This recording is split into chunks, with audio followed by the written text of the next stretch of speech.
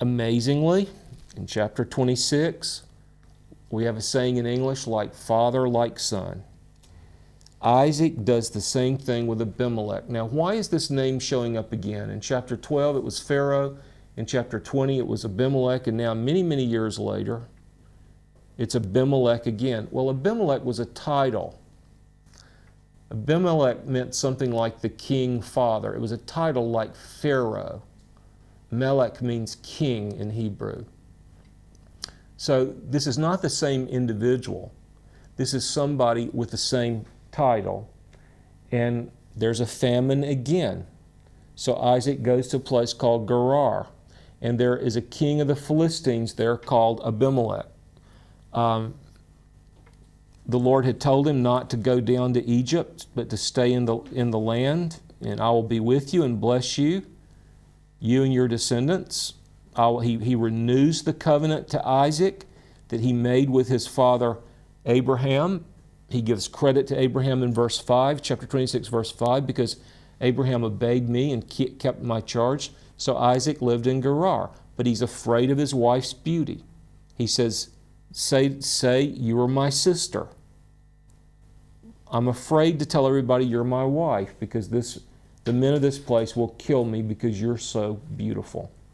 And so the very same thing happens in chapter 26 with Isaac that happened in chapter 12 and chapter 20 with his father Abraham. And also, God has to step in. And providentially, it doesn't happen this time through the Lord appearing to Abimelech.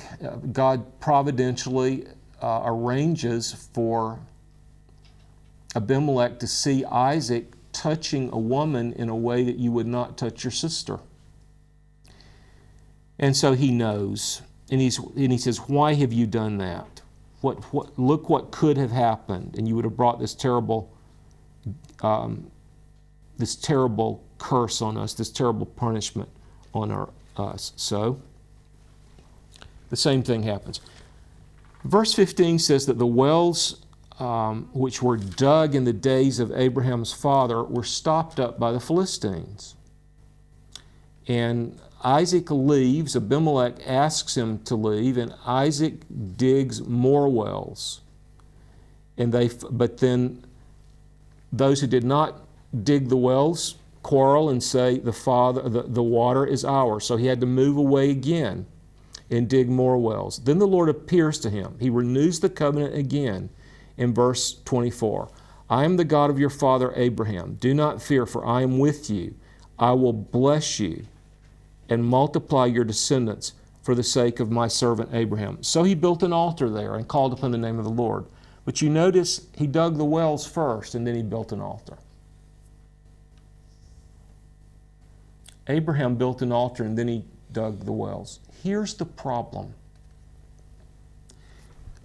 It's very, very difficult to pass on the faith of the first generation to the second generation with the same power. And a mother or father who really loves the Lord, this is the great prayer of their life, that their children will also love the Lord more than the father or mother, not less. But very, very often, something is lost in the second generation. The same is true in spiritual wealth, just as it is in money. We usually say that the first generation makes the money, the second generation enjoys the money, and the third generation loses the money.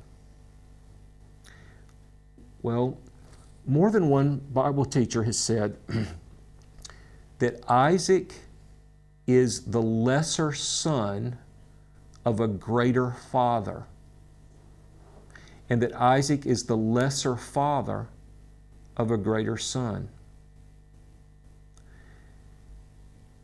Probably the greatest thing we know about Isaac is what happened when he was a young man, a teenager, in Genesis 22, when he laid down on that altar and let his father tie him down. We never really see Isaac rise above that.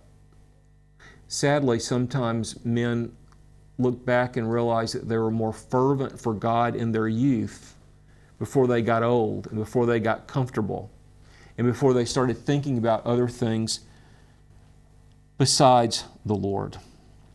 By the end of chapter 26, Esau gets married. And he not only gets married once, he gets married twice. And he gets married to pagan women. It says in verse 34 that when Esau was 40 years old, he married Judith, the daughter of Beeri the Hittite, and Basemath, the daughter of Elon the Hittite. And they brought grief to his parents. They brought grief to Isaac and Rebekah. Many of you are single. Before you get married, ask yourself the question, will this marriage bring joy to my mother and father? Before you fall in love, ask that question. And while we're here, let me just mention one thing practically. If you are single, the most important thing you can do is to marry somebody who loves God more than they love you. That's the most important thing.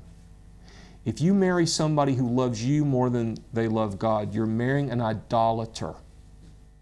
An idol is anything we love more than we love God.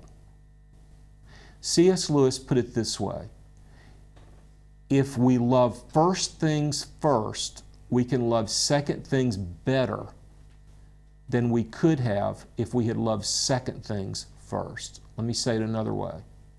What he means is, if my wife loves God more than she loves me, she can love me better and she can love me more than she could have if she had loved me more than God. You understand? God is not a rival. God is not a competitor to any lawful love. God is the source. He's the supply. He is the energy to true and lawful loves. He's not a rival or a competitor. Remember that. Esau showed his great carnality in the choices he made, in the way he despised his birthright, and in his choice of wives. I'm sure they were pretty, and I'm sure he wanted the immediate pleasure, just like he wanted that lunch more than he wanted his future inheritance. He's a man who's very consistent in the way he acts. TVS Seminary is a nonprofit project. Our joint effort will bring about the common purpose of making Christian education available around the world and developing good Christian servant leaders. You have a unique opportunity to partner in this effort through your prayer and/or financial support of TVS Ministry. For more information, please visit tvsseminary.com.